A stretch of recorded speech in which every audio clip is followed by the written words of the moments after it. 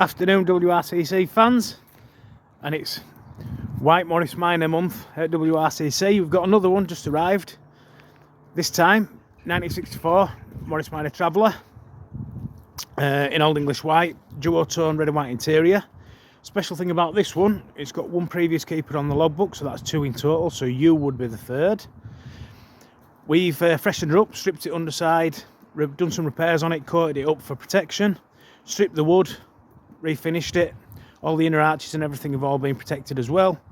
So although the wood isn't absolutely brand spanking new perfect, it looks really nice and aged well. I can vouch for it being 100% solid because we've had all the coating off of it. Refinished in Osmo oil with UV protection and fungicide.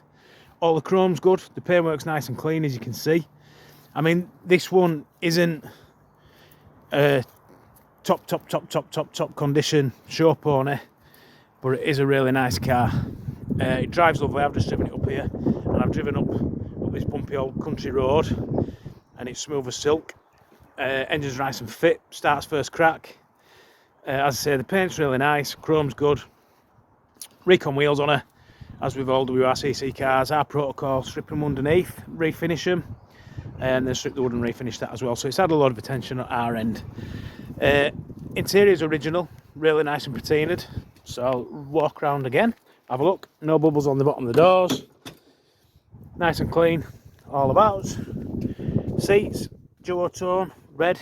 My favourite is the old duotone.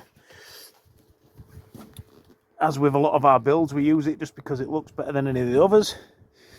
So original, patina'd, but no rips, tears or anything, so it's aged to perfection. 62,356 on the clock. Banjo wheel, as with the car should be of this age and gold clock. Start her up. Starts lovely, runs really well. As I say, I've driven it up here, and it's really nice to drive. Have a look under the bonnet.